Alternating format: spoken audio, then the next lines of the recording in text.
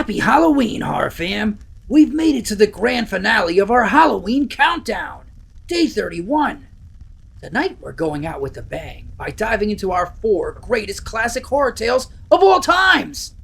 The Picture of Dorian Gray, The Monkey's Paw, The Legend of Sleepy Hollow, and Young Goodman Brown. Or The Young Goodman Brown if you want to put the in front of every single title.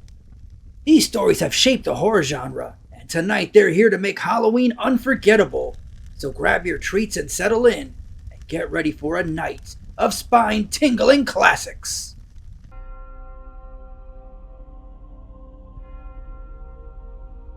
In the bustling heart of London, within the confines of an art studio filled with the scent of fresh paint and bathed in a soft, natural light, Basil Hallward was immersed in his work. With each brushstroke, he brought to life the visage of a young man whose features were as striking as they were innocent. Dorian Gray. Basil, a man of subtlety and grace, found himself deeply proud of his portrait. To him, it wasn't merely a collection of paints on a canvas. It was a reflection of Dorian's pure essence, his unspoiled youth and radiant beauty. But, as with many tales of intrigue, another figure lurked on the horizon, one who would have a profound influence over young Dorian's life. Lord Henry Wotton, a close acquaintance of Basil's, was the antithesis of the reserved painter. He was flamboyant, with a sharp wit and a piercing gaze.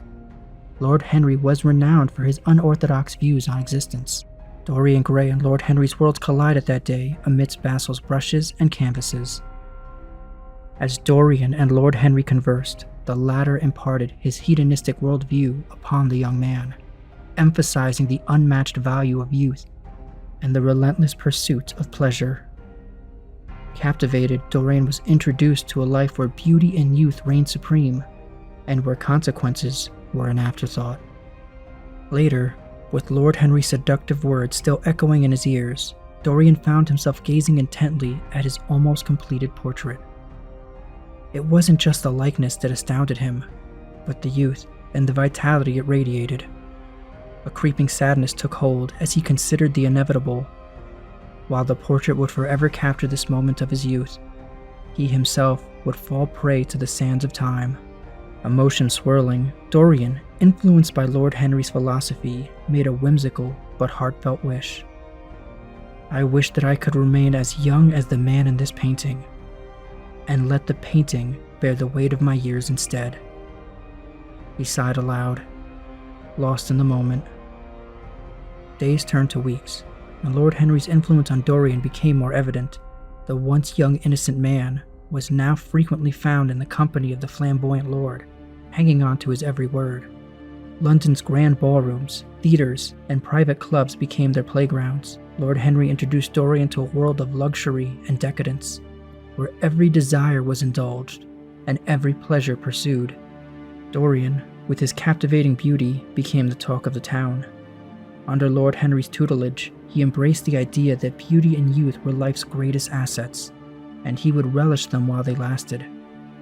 The consequences of actions mattered less and less to Dorian, and he became increasingly reckless in his pursuits. Amidst this whirlwind, Dorian's heart was ensnared by the enchanting Sybil Vane, a beautiful young actress. Watching her perform on stage, he was smitten by her talent and innocence. The two quickly fell in love, and for a brief moment, it seemed as though Dorian had found true happiness. However, love's illusion was shattered one night when Dorian excitedly took Lord Henry and Basil to watch Sybil perform. But that evening, whether it was nerves or fate, Sybil's performance was lackluster.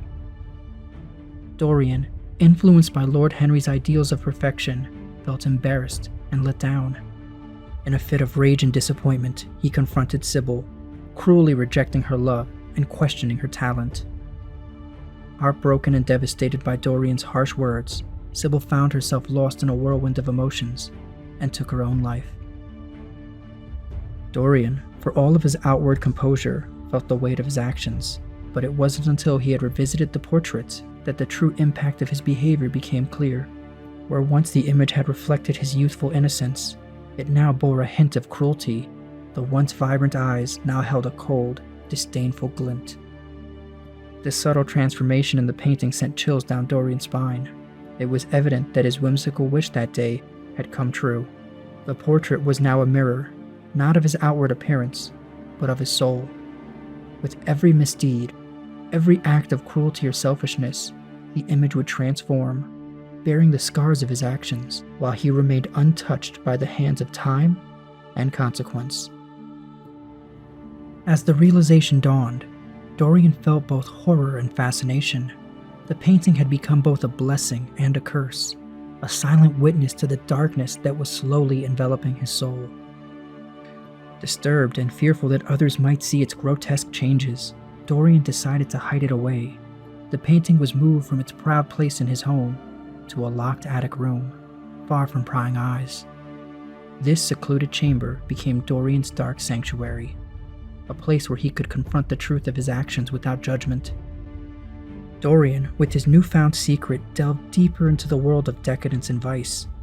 Lord Henry's hedonistic teachings became his guiding principles, pushing him to explore every indulgence and vice that London's shadowy corners had to offer.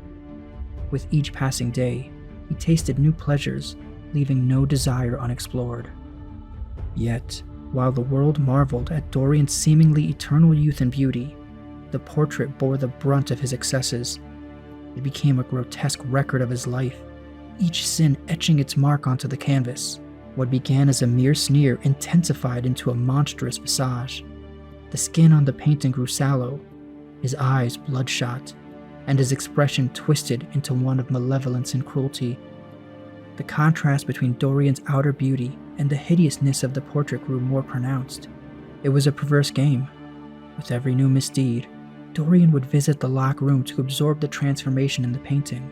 Sometimes he would recoil in horror. Other times he would gaze with a morbid fascination.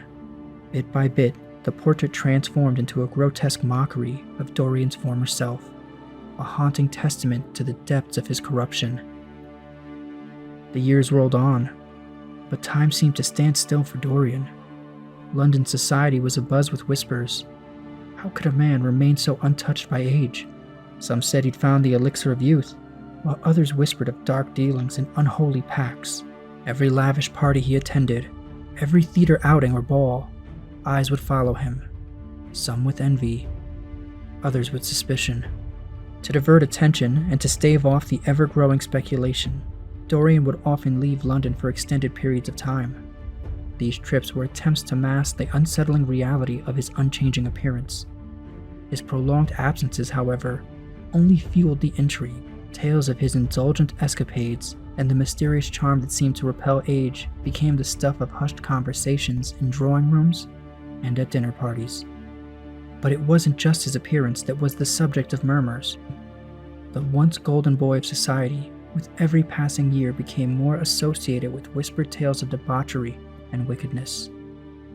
Those who once adored him began to keep their distance, and the name Dorian Gray became synonymous with unspeakable secrets and forbidden allure. The older generation, who remembered a young Dorian, were particularly puzzled.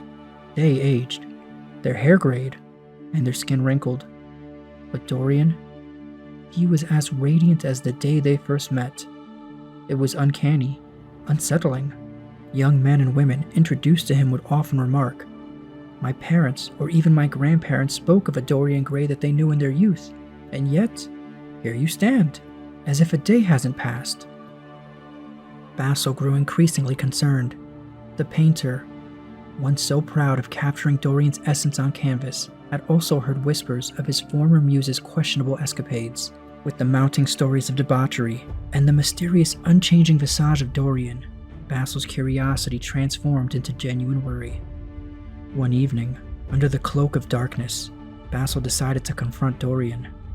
He arrived at Dorian's mansion, its looming architecture shadowed by the tales that now surrounded its owner. The mansion seemed more grandiose than he remembered, yet darker, more enigmatic. After a brief exchange with the servant, he was led to Dorian's lavish drawing room. Dorian greeted Basil, feigning surprise and acting cordially. But there was an underlying tension. The two, once close, were now worlds apart. Basil began tentatively addressing the rumors, expressing his concern about Dorian's well-being and trying to rekindle the connection they once shared. But Dorian, perhaps out of defiance or a twisted sense of trust, decided to reveal the truth to Basil, leading him to the locked attic room. He unveiled the ghostly portrait that had once been the symbol of Dorian's radiant youth. The sight that met Basil's eyes was horrifying. The painting was monstrous, a grotesque representation of the accumulated sins and excesses of Dorian's life. He recoiled in horror. "Is this what you've become, Dorian?" he whispered, tears in his eyes. The once beautiful portrait, his masterpiece, was now a hideous caricature. The weight of his own part in this wicked transformation overwhelmed him. In the dimly lit room, Dorian's face, still as youthful and beautiful as ever, contorted with rage and emotion. "This is your doing, Basil," he spat venomously. "You painted this wretched thing that's taken my life hostage." Basil, in his heartbreak and shock, tried to reason with Dorian. He implored him to seek redemption, to distance himself from the hedonistic path he'd chosen, and find a way to heal his soul.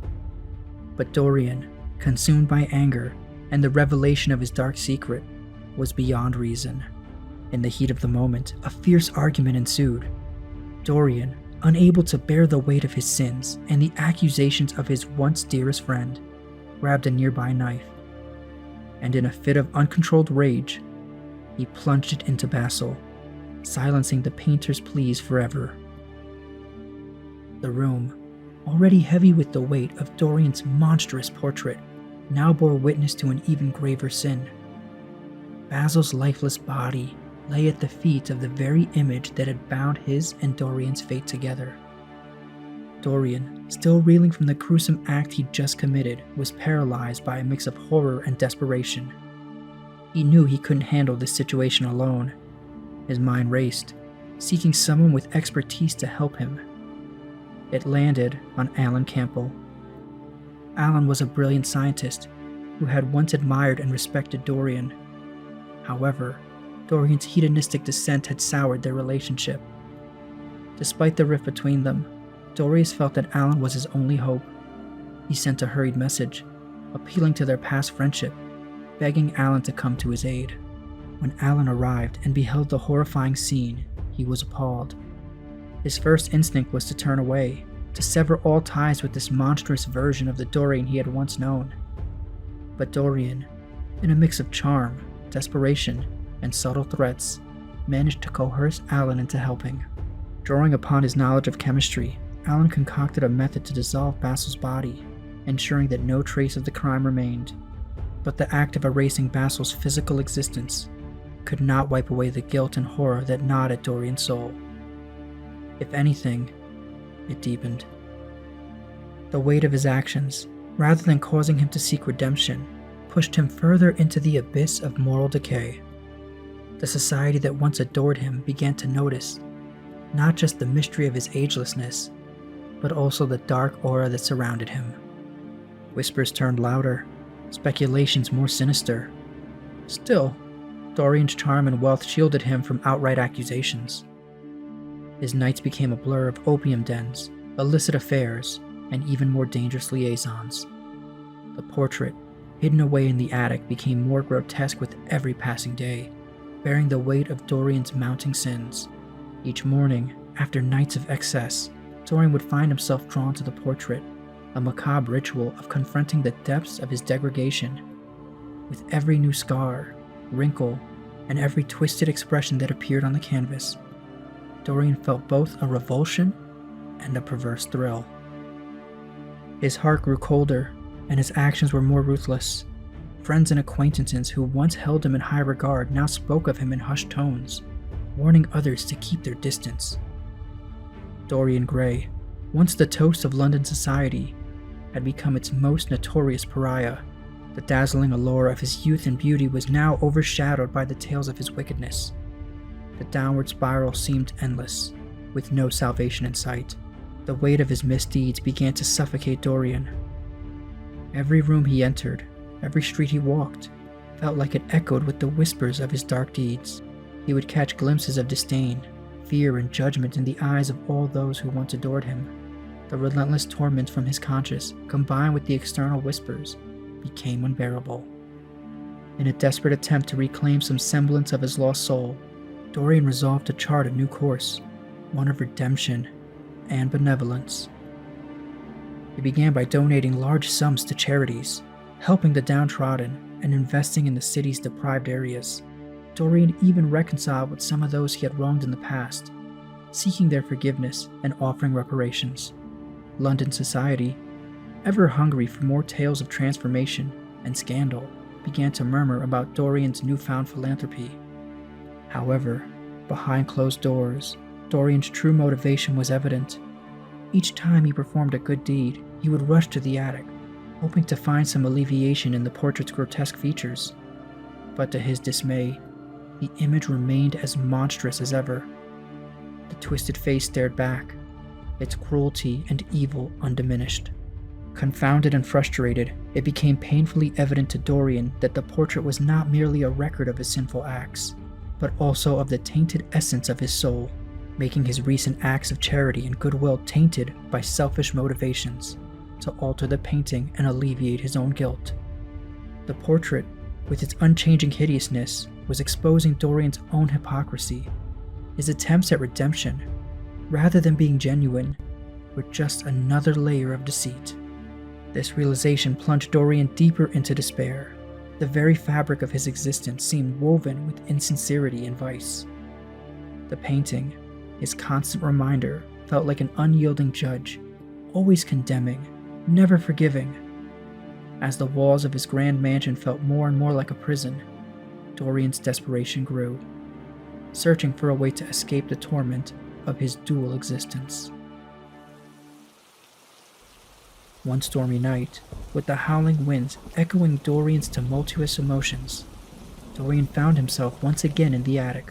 The dim light of the room barely touched the corners of the grand attic where the accursed portrait resided. Dorian, with heavy breaths and tears streaming down his face, approached the canvas that had haunted him for so long.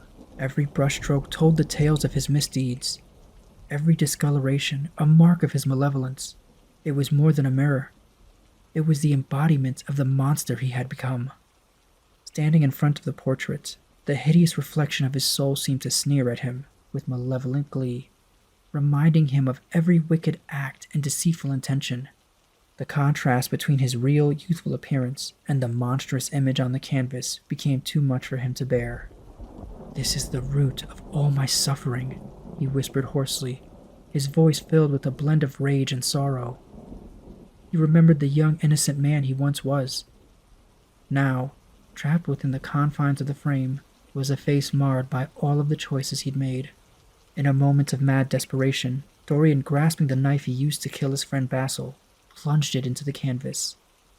There was a tearing sound as the fabric gave way, destroying the evidence of the vile soul that stared back at him, finally ending the terrible pact that had been made.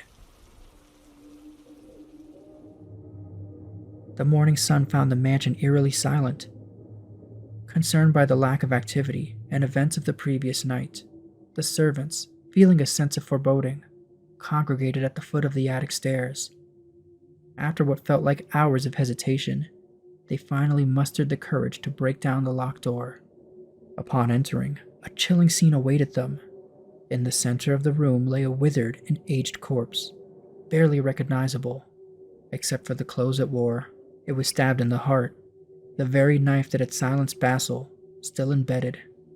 The years of debauchery, sins, and evil that had been hidden from the world were now laid bare for all to see on Dorian's true form. And yet there was another revelation. Adjacent to this horrific sight hung a portrait, its canvas perfect and untouched. It depicted a young Dorian Gray. The art showed no trace of the years of vice and cruelty. It was a pristine representation of youth and beauty. The mystery of Dorian's dual life would remain a topic of hushed discussions and whispered rumors in London's high society for years to come. But one truth emerged clear. In his attempt to escape the clutches of time and mortality, Dorian Gray had ultimately become a prisoner of his own making. The portrait now stood as a haunting testament to the perils of unchecked vanity and the inescapable nature of one's true self.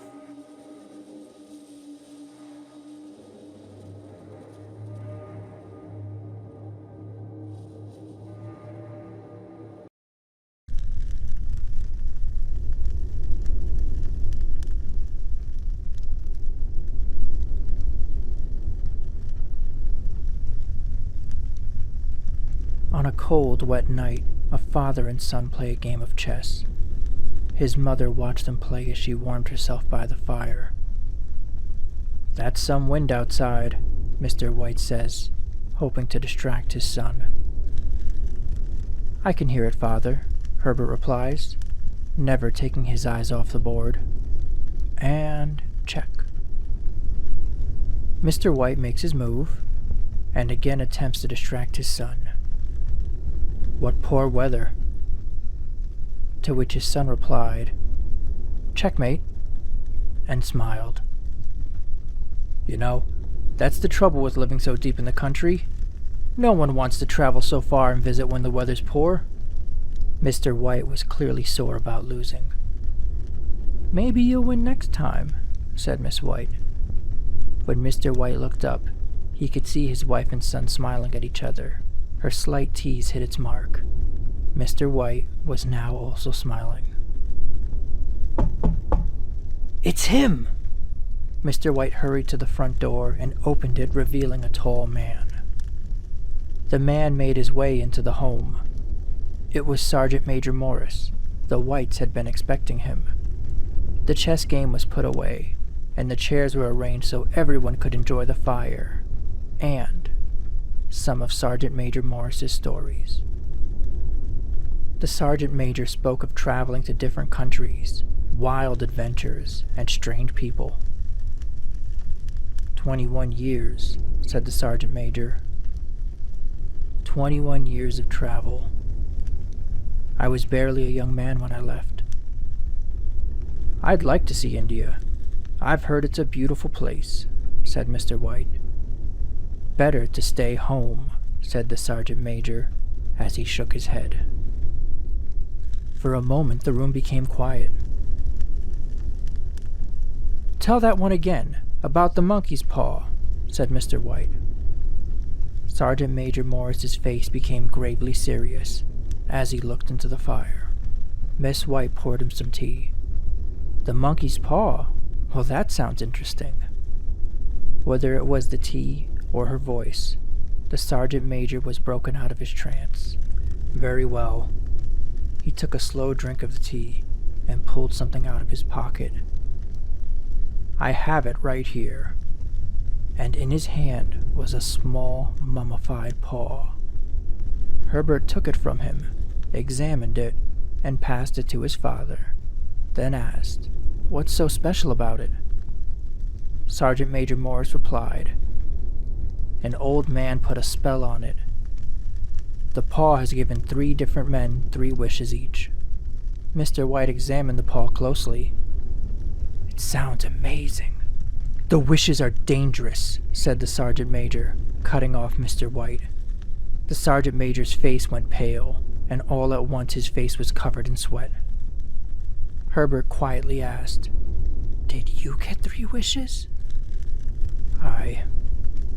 "And did they come true?" "Aye." "And what of the other men that received the 3 wishes? Did you know them?"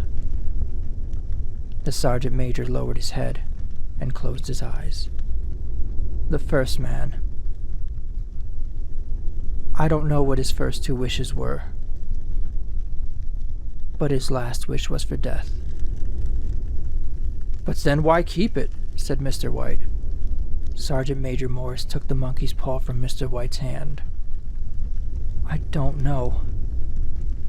I considered selling it, but no one believes it's even real. And even if they did, the devil take it!"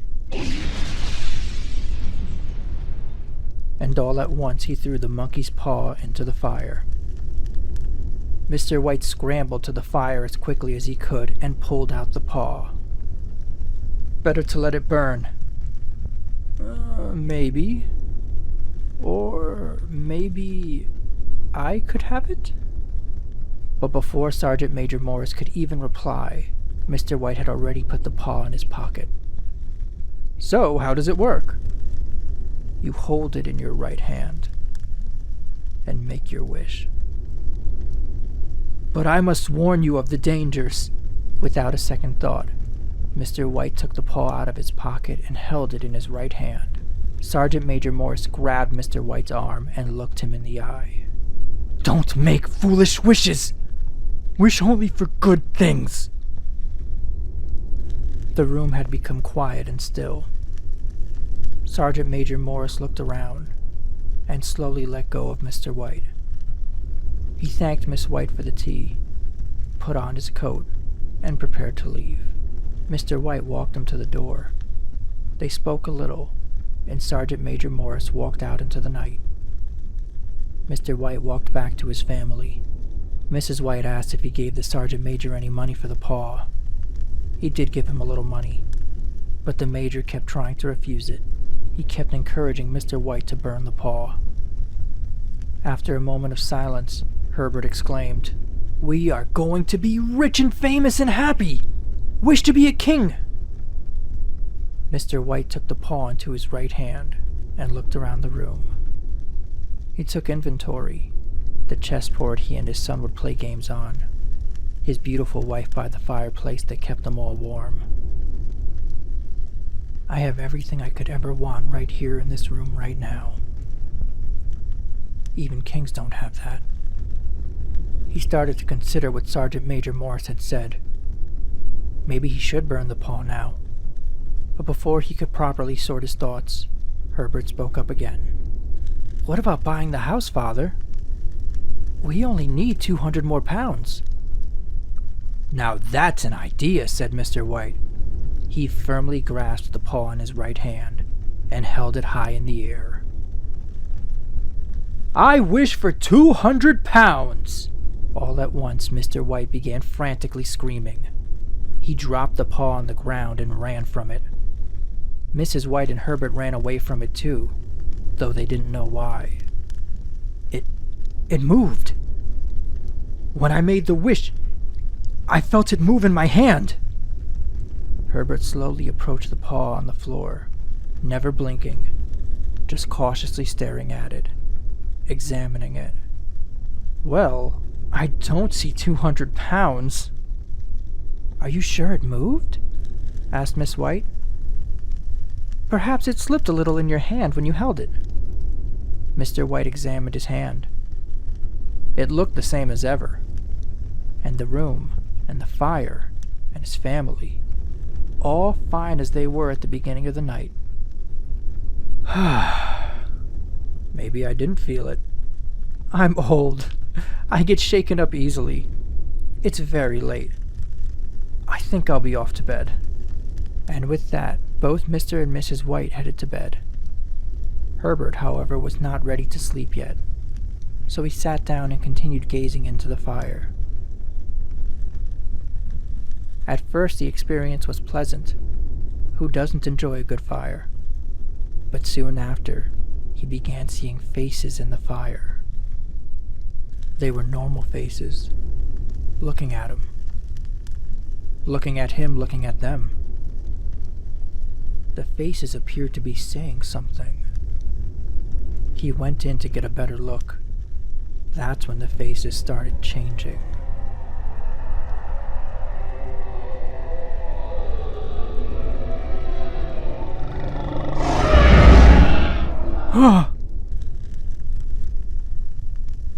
Herbert was terrified, but convinced himself it was late, and with all the talk of monkey's paws and wishes, he just needed a good night's rest.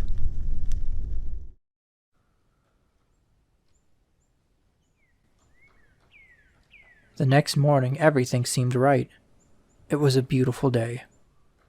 As the family ate breakfast, Mr. White wondered aloud, why was I so afraid last night? You know, soldiers, they're all the same. They have many stories, but none are true, replied Miss White. But Morris, he seemed so afraid. He believes in the monkey's paw. I know he does.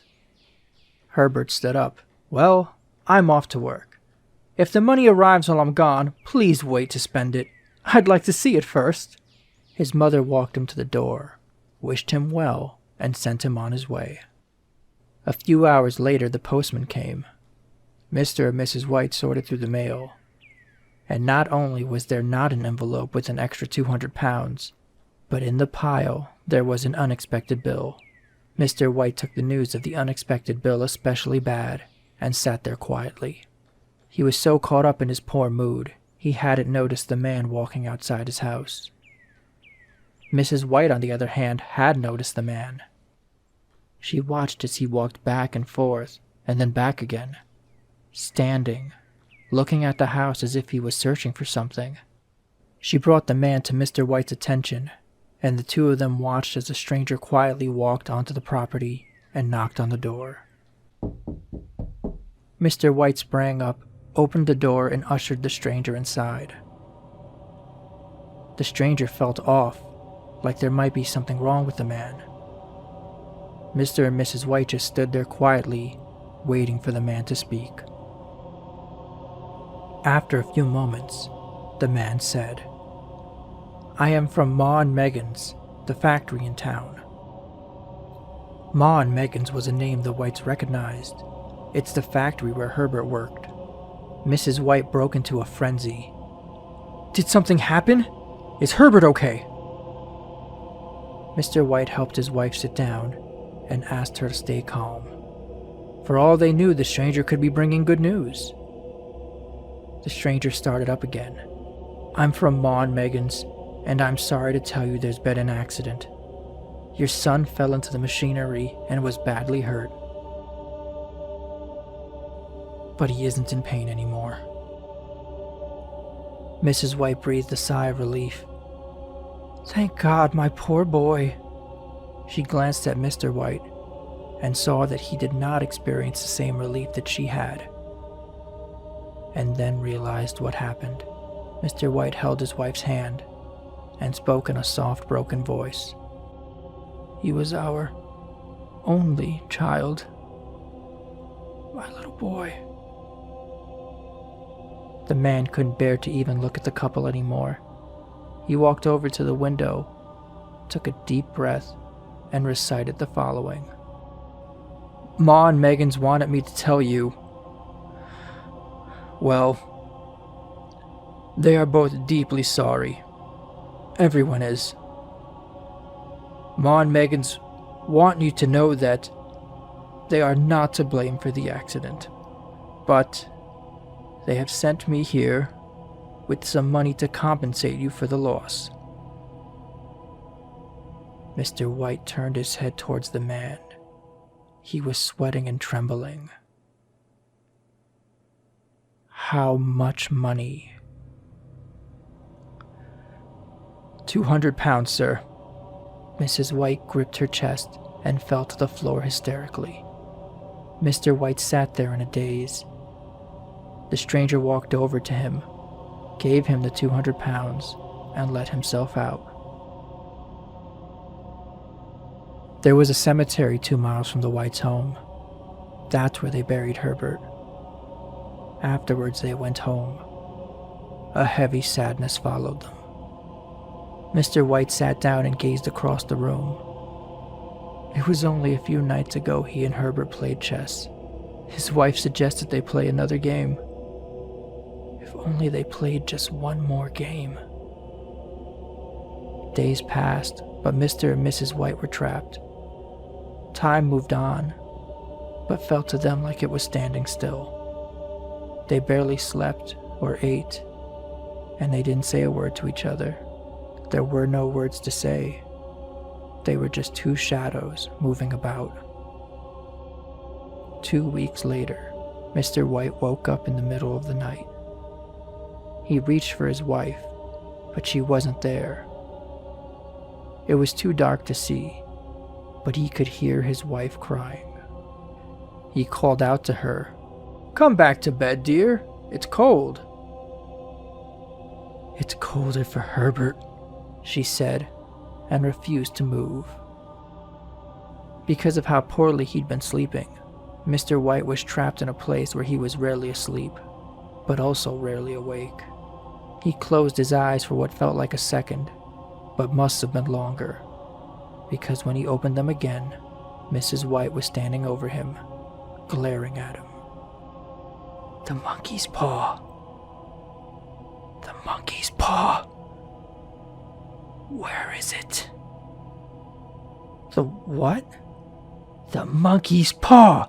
Where is it? Where have you hidden it? Do you have it? Yes, of course, it's in the cupboard. Get it now. Dear, please, go to sleep. You're not thinking clearly. Get it now! Mr. White was terrified. Mrs. White didn't look like herself, and wasn't acting like herself. There was no telling what she was capable of. All right, he said, and went off to get the paw. When he came back, he showed it to Mrs. White, who responded by laughing maniacally. We still have it then, and that means we get 2 more. Mr. White knew what she was talking about, but was terrified at the thought, so he pretended he didn't understand. 2 more what? Listen, it's late. You wanted to see the paw, and I've brought it to you. Now that you know it isn't lost, let's go to bed. No. Wish him back. Dear, our boy is gone. You don't know what you're saying. Wish him back!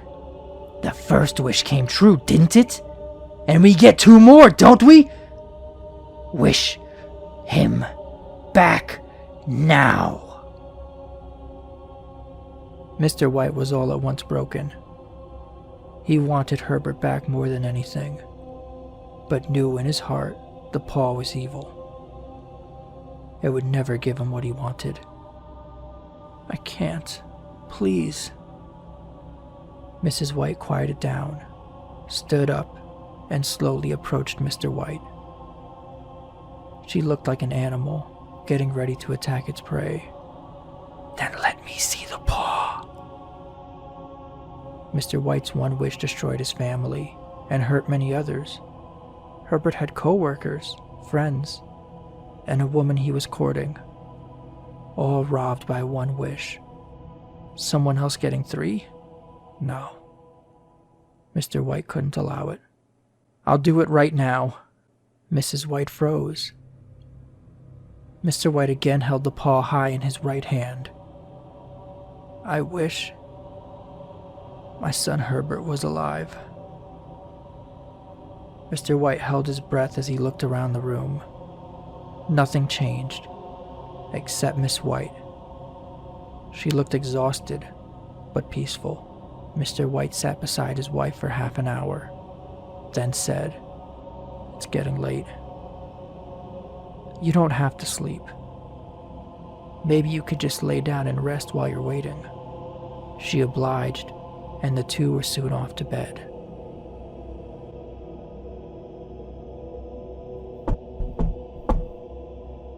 What's that?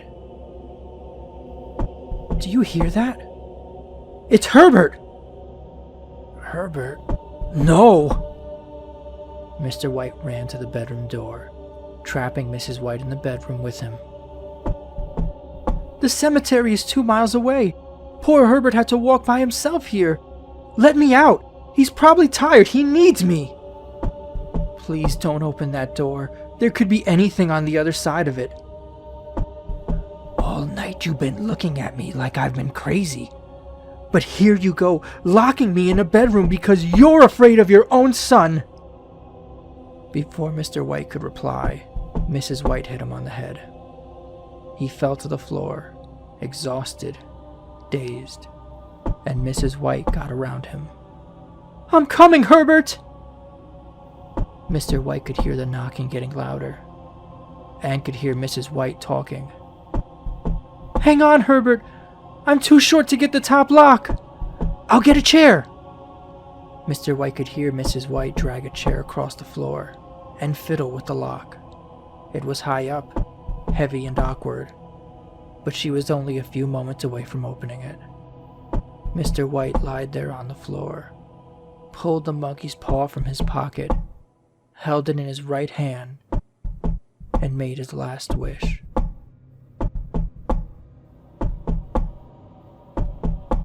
All at once the knocking stopped. He heard the chair fall over, and the door open. He held the monkey's paw tightly in his right hand as he got up from the floor, and went to check what happened at his front door. When he arrived there was nothing. Not only was his son not there, but neither was his wife. He looked outside his front door, but there was no sign of anyone. Deep in the woods of New York, there's a special place called Sleepy Hollow.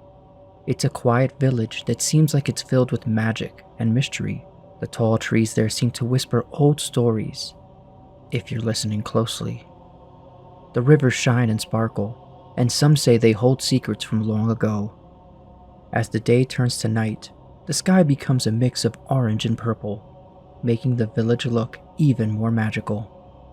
Many of the people of Sleepy Hollow are the descendants of the original settlers, and they love sharing their tales. During the day, Sleepy Hollow runs like any other town, as the people go about, engaging in their farming and trading. But when night comes, and a cool mist covers the village, everyone gathers around warm fires. The older members of the town tell stories that have been shared for many, many years. Everyone listens closely, especially when they're telling stories about the Headless Horseman. They say he's a ghostly rider that lost his head in a battle, and now he rides around the village at night. The children, wide open eyes, imagine every detail, while the grown-ups nod, remembering the times they heard the stories as children. Every time someone mentions the Headless Horseman, a quiet feeling falls upon the people. It's like everyone remembers just how mysterious and special Sleepy Hollow really is. In the heart of Sleepy Hollow lived a man named Ichabod Crane. Now, Ichabod wasn't like everyone else. He was tall and skinny with long arms and legs that reminded some of a spider. His nose was long, kind of like a bird's beak, which gave him a curious look, but his eyes were always wide and alert, perfectly matched to how he loved to learn and discover new things. Ichabod's family was not from Sleepy Hollow. He came from Connecticut to be the school teacher. He taught the kids in a small schoolhouse where the sounds of lessons and laughter could be heard. But teaching wasn't his only talent. He was also in charge of the village choir, leading people in song with his strong and clear voice. After school, Ichabod loved visiting the homes of his students, especially if they invited him over for dinner. Ichabod had a hearty appetite. He could eat more than anyone would guess by looking at his thin frame. And oh, how he loved the tasty dishes the villagers cooked. It wasn't unusual for him to stay a little longer at homes where he knew big, delicious meals awaited him. But there was another reason Ichabod loved to visit the villagers. He was absolutely fascinated by ghost stories. He'd sit with the elderly people, listening closely as they told tales of spirits and strange happenings in Sleepy Hollow. Each story would make his eyes grow wider, and even though he'd sometimes shiver in fear, he just could not resist hearing more. Ichabod had dreams too. He often imagined living a life of comfort with plenty of food and not a worry in the world. And as days turned to months in Sleepy Hollow, his dreams began to take a new shape, all because of a certain young lady in the village, Katrina Van Tassel. Katrina was the kind of girl that could make anyone's head turn. She had rosy cheeks, bright eyes, and a laugh that was as cheerful as a songbird's tune. But it wasn't just her beauty that caught Ichabod's attention. Katrina was also the only child of the wealthy farmer, Baltus Van Tassel. The more he got to know Katrina, the more Ichabod would daydream. He imagined a life where he married Katrina and became the master of Van Tassel Farm. He saw himself sitting by a grand fireplace, feasting on delicious pies and roasted meats every day. The thought of being wealthy, respected, and married to the most beautiful girl in town sounded like paradise to Ichabod. But Ichabod wasn't the only one who had his eyes on Katrina. There was another man, a strong, boisterous fellow named Abraham Van Brunt. But everyone called him Brom Bones. Brom was the exact opposite of Ichabod. He was broad, muscular, and loved playing pranks on people just for fun. And Brom, too, wanted to win Katrina's heart. This began a silent battle between Ichabod and Brom. While Ichabod tried to impress Katrina with his singing and education, Brom tried to woo her with his strength and daring deeds. The village was abuzz with talk about the love triangle, with everyone curious to see who Katrina would choose. However, Brom, being the prankster that he was, didn't wait around. He started playing tricks on Ichabod, hoping to scare him away from Sleepy Hollow and Katrina. From time to time, he'd make eerie noises outside of Ichabod's home, or imitate ghostly whispers. Brom did all he could to frighten the superstitious schoolteacher. Life in Sleepy Hollow became even more interesting as the villagers watched this game of cat and mouse unfold. One day, there was an announcement that brought great excitement to the residents of Sleepy Hollow. The Van Tassels were hosting a grand autumn party at their sprawling farm. Invitations went out, and soon the entire village was buzzing with anticipation. It was the perfect occasion for Ichabod to make his feelings known to Katrina, and for Brom to showcase his bravado.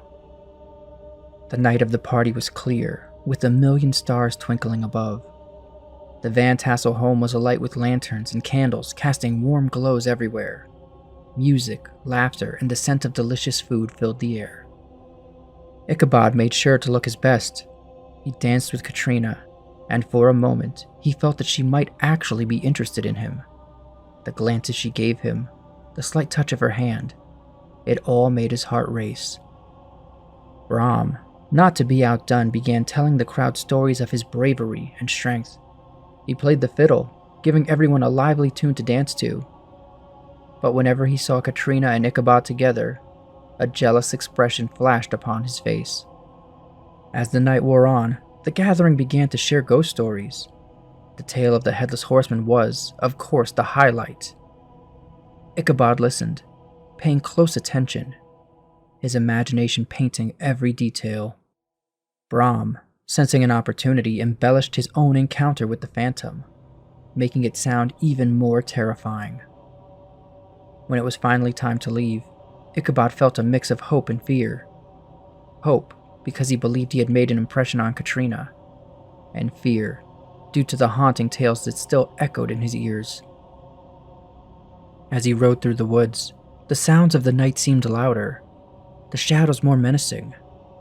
The tales of the Headless Horseman replayed in his mind, making every rustle and gust of wind feel like a lurking danger. Ichabod's horse, Gunpowder, seemed to sense his rider's unease. Every now and then the old borrowed horse would twitch its ears or give a nervous snort, which only heightened Ichabod's anxiety. The path through the woods, which was familiar to him by day, now felt like an entirely different world, with its dark nooks and echoing sounds. A sudden burst of wind made the trees sway and whisper. Ichabod remembered the tales the old ladies told, of spirits and ghosts that roamed Sleepy Hollow, especially on nights like this one. He hummed a tune to himself, trying to keep his rising fear at bay. But then he heard it, a sound that wasn't just the wind, or a rustling animal. It was the distant thud of hooves. They grew louder and more rhythmic, indicating a horse galloping at a steady pace. Ichabod urged Gunpowder to go faster, hoping to avoid whoever or whatever was behind him. A glance over his shoulder revealed a silhouette. It was a large, dark figure on a horse, and most chillingly, it seemed to be missing its head. A panic gripped Ichabod as he realized this might be the very Headless Horseman the villagers spoke of. He recalled from the old tales that the ghostly rider could not cross the bridge near the church. If he could just make it there, he'd be safe. Pushing his fear aside, Ichabod spurred Gunpowder on, racing to the bridge, with the relentless gallop of the Headless Horseman echoing in his ears. The trees seemed to blur past as Ichabod clung tightly to Gunpowder, urging the old horse to muster all of its strength. The wind howled in his ears, and the thudding hooves of the headless horseman grew louder, each beat echoing Ichabod's racing heart. As he neared the bridge, the moonlight revealed its worn-out planks and the shimmering waters beneath. The church's silhouette stood on the other side, offering a beacon of hope. With one last push, Ichabod steered gunpowder onto the bridge, the wooden boards clattering under the horse's hooves. Behind him, the headless horseman's steed thundered onto the bridge, its rider letting out a chilling, otherworldly scream. Just as Ichabod began to believe he might escape, the headless horseman threw a head-shaped pumpkin at Ichabod. Morning, the villagers discovered Ichabod's hat by the broken pumpkin, and nearby, the trampled ground suggested a fierce chase. But of Ichabod Crane, there was no sign. He had vanished, leaving behind only whispers and speculations. Some said he'd been taken by the horsemen, while others believed he moved to a distant town, too terrified to return. A few claimed to have seen him in other places, alive, but forever changed by that haunted night. Brom Bones, who shortly after the incident married Katrina, would often chuckle whenever the story was mentioned. There was a gleam in his eye that made the villagers wonder if he knew a little more than he let on. In the end, what truly happened to Ichabod Crane remains one of Sleepy Hollow's most enduring mysteries. Welcome, my friends, to another chilling episode of Whispers in the Dark. I'm your host, Eddie, and tonight I have a story to share that will surely send shivers down your spine. We are diving into one of my favorites, a classic story by a master of Gothic literature, Nathaniel Hawthorne's young Goodman Brown. Now, before we begin, it's important to note that we've adapted this haunting tale to make it easier to understand for our modern audience. In doing so, we've had to simplify some of Hawthorne's intricate language, which means we might lose a little bit of the cleverness his words originally held. He was incredibly witty. However, fear not, the essence of the story remains intact, and its eerie atmosphere will still grip your soul. And after hearing the story, you can always find the original online and enjoy all it has to offer. So without further ado, dim your lights, gather your courage, and let me take you on a journey into the shadows as we explore the dark corners of young Goodman Brown. Young Goodman Brown stepped out into the street of Salem Village at sunset, but not before leaning back across the threshold to share a parting kiss with his young wife. Young Faith poked her pretty head out into the street, allowing the wind to play with her cap's pink ribbons, as she called out to Goodman Brown. "My dearest," she said with a hint of sadness, "please, consider postponing your journey until sunrise, and stay in your own bed tonight. A lonely woman is often plagued by troubling dreams and thoughts that can make her fear herself at times. Please stay with me, of all nights in the year." "My love and my faith," responded young Goodman Brown. "Of all nights in the year, I must be away from you on this one. My journey, as you call it, must be completed between now and sunrise. My sweet wife, we've only been married 3 months. You have no need to doubt me." "Then God bless you," said Faith, "and may you find everything in order when you return." "Amen," replied Goodman Brown. "Recite your prayers, Faith, and go to bed at dusk. No harm will come to you." And with that they parted, and the young man went on his way. As he was about to turn the corner by the meeting house, he looked back and saw Faith's head still peering out after him. You could tell she was unhappy, despite her pink ribbons. Poor little Faith, he thought, his heart heavy with guilt. What a wretched man I am, leaving her for such a task. She spoke of dreams, too. I thought I saw trouble in her face as she spoke, as though a dream had warned her of tonight's events. But no. Thinking about it would be the end of her. She's an angel on earth. After this one night, I'll cling to her and follow her to heaven. With this virtuous resolution for the future, Goodman Brown felt justified in quickening his pace towards his current sinister pursuit. He had chosen a bleak road, shrouded by the darkest trees of the forest. They barely allowed the narrow path to slip into them before closing in once more. Goodman Brown would be hidden almost immediately.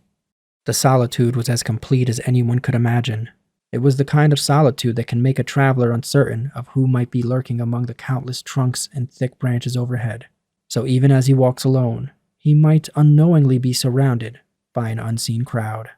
There could be someone hiding behind every tree, Goodman Brown muttered to himself, glancing nervously behind him. What if the devil himself were right beside me? As he turned his head back, he passed a bend in the road and looked forward once more. He saw the figure of a man dressed in somber, respectable attire, seated at the foot of an ancient tree.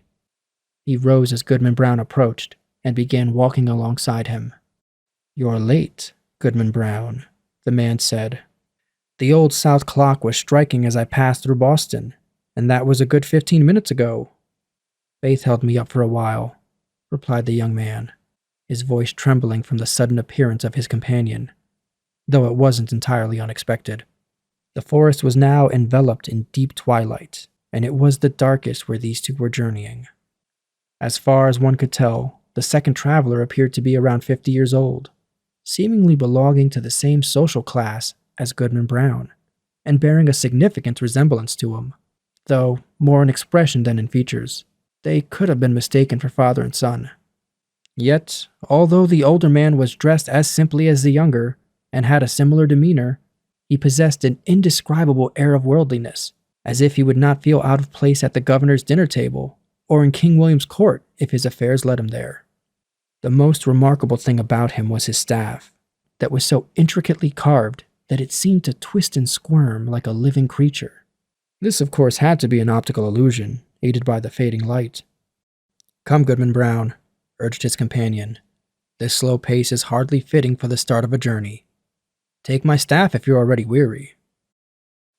"Friend," replied the other, stopping in his tracks, "I've fulfilled my promise by meeting you here, but now I intend to return home.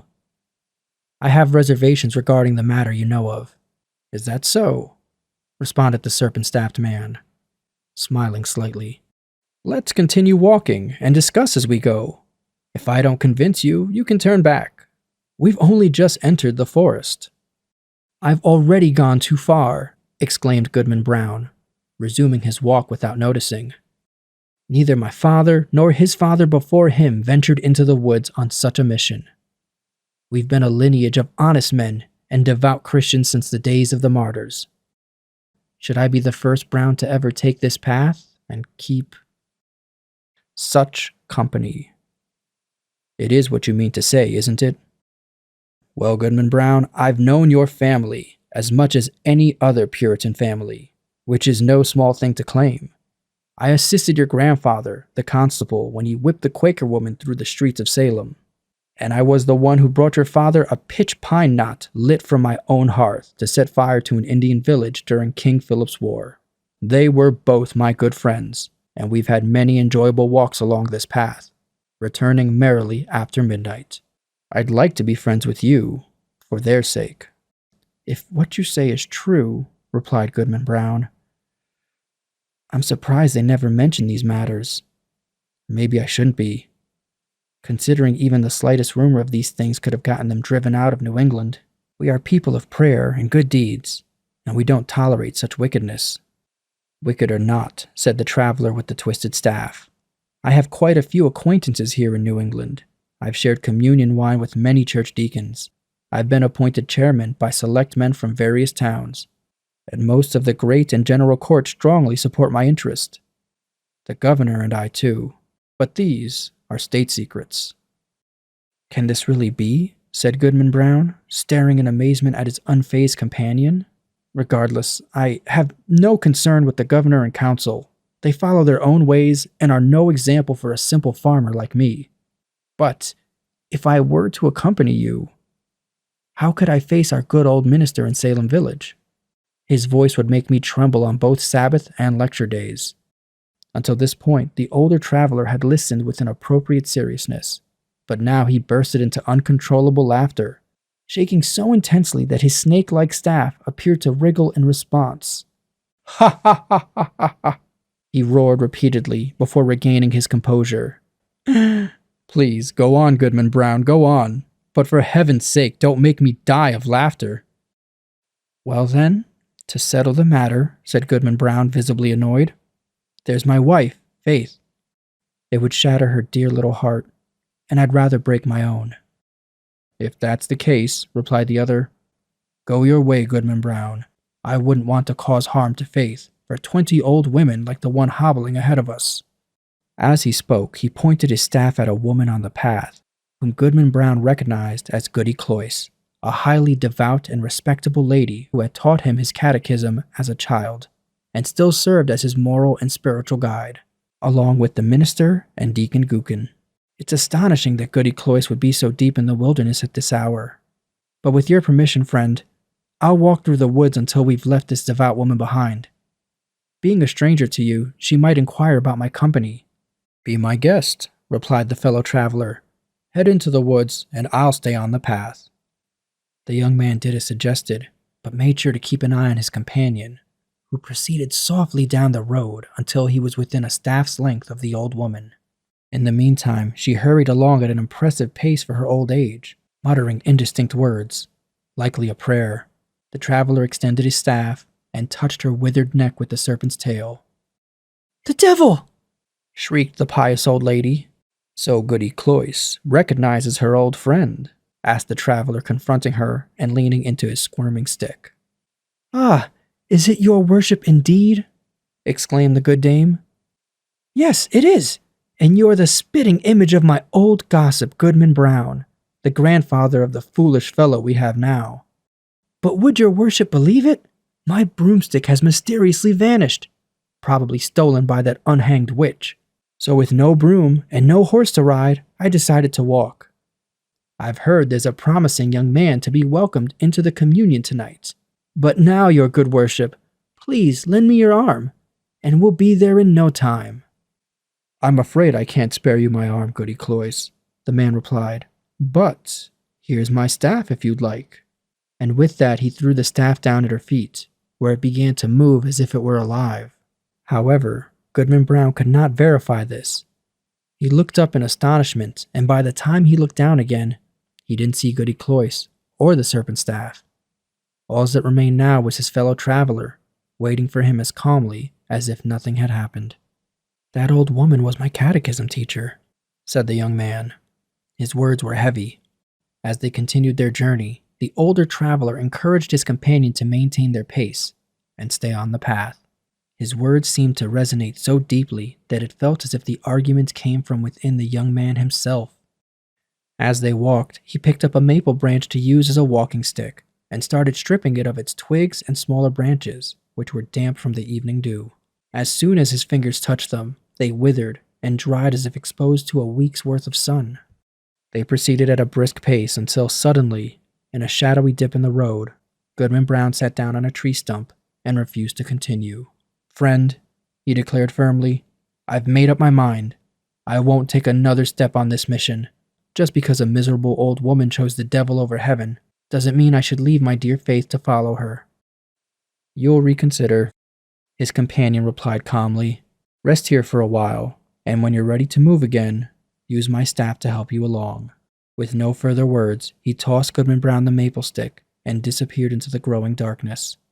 The young man sat by the roadside for a few moments, praising himself and imagining the guilt-free encounter he'd have with the minister on his morning walk, and the untroubled gaze of the good old Deacon Gookin.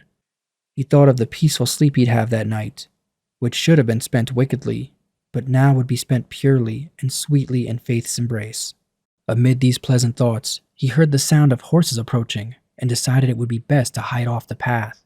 He went out there to do evil, and even though he now happily abandoned his original plans, he still wanted to hide that he had even considered it. The sound of hooves and riders' somber voices came closer. The mixed noises seemed to pass just a few yards from Goodman Brown's hiding spot, but the deep shadows concealed the travelers and their horses, even as they brushed past the small branches along the roadside. They didn't interrupt the faint light from the strip of sky above. Goodman Brown crouched carefully, parted the branches, and looked out, but he couldn't see even a shadow.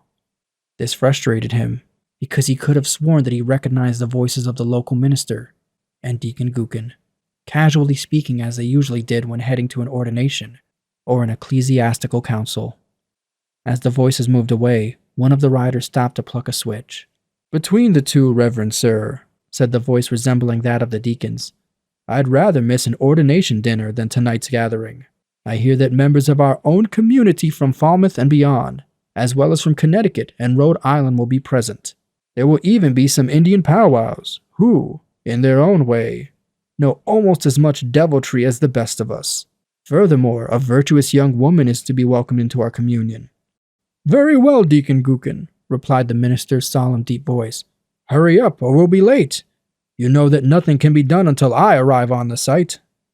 The sound of hooves echoed once more, and the voices, conversing mysteriously in the vacant air, continued through the forest, where no church had ever been built. Where, then, could these devout men be traveling so far into the pagan wilderness? Goodman Brown grasped a tree for support, nearly collapsing under the weight of his heavy heart. He gazed up at the sky, questioning if heaven truly existed above. Yet there it was, the blue expanse with stars gradually brightening. "With heaven above and faith below, I will stand firm against the devil," Goodman Brown exclaimed. As he continued to look up at the sky, hands raised in prayer, a cloud raced across the zenith despite the absence of wind, hiding the stars behind it. The blue sky remained visible, except directly overhead, where the dark cloud moved swiftly northward. High above, seemingly from the heart of the cloud, came a muddled and uncertain chorus of voices. At one point, Goodman Brown thought he recognized the voices of the people in his town, both those who went to church and practiced the law, and those who were sinful and did not. In the next moment, he couldn't make out the sounds in the air at all. All the voices he heard a moment earlier now sounded like the wind whispering through the trees. One voice he recognized belonged to a young woman, expressing sorrow and sadness and pleading for a favor that might bring her grief if granted. The unseen crowd of saints and sinners seemed to encourage her to continue. "Faith!" Goodman Brown shouted in anguish and desperation, only for the forest echoes to mock him, crying, "Faith! Faith! Faith!" as if lost souls were searching for her throughout the wilderness. The cry of anguish, fury, and fear still piercing the night as the heartbroken husband held his breath, waiting for a response. There was a scream, instantly drowned out by a louder murmur of voices, fading into distant laughter as the dark cloud swept away, leaving a clear, silent sky above Goodman Brown. Something fluttered gently through the air and caught on a tree branch. The young man grabbed it and found a pink ribbon. "My faith is gone," young Goodman Brown exclaimed after a moment of stunned silence. "There is no good on earth. Sin is merely a name. Come, devil, for this world is yours." Driven mad by despair, Goodman Brown laughed loudly, gripped the staff, and started to walk at a pace that made it seem like he was flying rather than walking. The path grew wider, bleaker, and fainter, disappearing and leaving Goodman Brown in the heart of the dark wilderness, but he was still racing forward with the instinct that leads mortals to evil. The entire forest was filled with terrifying sounds, the trees creaking and the wild beasts howling, while the wind sometimes tolled like a distant church bell, and sometimes roared around him as if nature were mocking him. But somehow Goodman Brown felt he was the most horrifying part of the scene, and was unafraid of the other terrors. "Ha ha ha! I roared when the wind laughed at me. Let's see who will laugh the loudest. Don't think your deviltry can scare me. Come witch, come wizard, come devil himself. Here comes Goodman Brown. You should fear him as much as he fears you." Indeed, nothing in the haunted forest could be more terrifying than me. He flew among the black pines, wildly brandishing the staff, sometimes uttering horrid blasphemy, and sometimes laughing so hard that the forest echoes joined in, cackling like demons around him.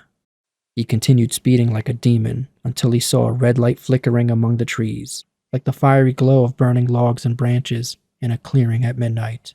He stopped and heard the swell of what sounded like a hymn, carried solemnly from the distance by many voices. He recognized the tune. It was a familiar one in the village meeting house choir. The verse slowly faded, replaced by a chorus not of human voices, but of all the sounds of the dark wilderness, echoing in dreadful harmony. Goodman Brown cried out, but his own scream just blended in with the cries of the wilderness. In the silence that followed, he crept forward until he reached the place, At one end of an open area, enclosed by the forest dark wall, stood a rock with a rough, natural resemblance to an altar or a pulpit. It was surrounded by 4 blazing pines. Their tops were on fire, but the rest of them were untouched, like candles at an evening dinner. The mass of foliage that had grown over the rock's summit was entirely ablaze, casting a fiery light into the night, and intermittently illuminating the entire field. Every dangling twig and leafy garland burned, as the red light rose and fell. A large congregation appeared and disappeared in the shadows, seeming to emerge from the darkness and populate the heart of the lonely woods all at once. A somber and darkly dressed gathering, Goodman Brown remarked. In truth, they were exactly that. Among them were the faces of those you would expect to be present the next day at the provincial council board, and others that week after week gazed devoutly heavenward from the most sacred pulpits in the country. Some claimed the governor's wife was there. At the very least, there were high-ranking women known to her, wives of respected husbands, a multitude of widows, elderly maidens of exceptional reputation, and young girls who trembled fearing their mothers might see them. Goodman Brown recognized many church members from Salem Village, well known for their remarkable piety. Good old Deacon Gookin had arrived, waiting alongside his revered pastor. However, disrespectfully mixing with these serious, esteemed, and devout people, these elders of the church, these chaste women and pure virgins, were men who were known for the exact opposite, and also women of tarnished reputations, wretches, consumed by all manners of vice and even suspected of heinous crimes. It was odd to see the good not shrinking away from the wicked, nor the sinners being embarrassed by the saints. Among their pale-faced adversaries were Indian priests, who had often terrified their native forests with more ghastly incantations than any known to English witchcraft. But where is faith? He thought, trembling as hope entered his heart. Another verse of the hymn began, a slow and sorrowful melody that the devout adore, but its words expressed all that our nature can conceive of is sin, and darkly hinted at even more. The lore of demons is unfathomable to mere mortals.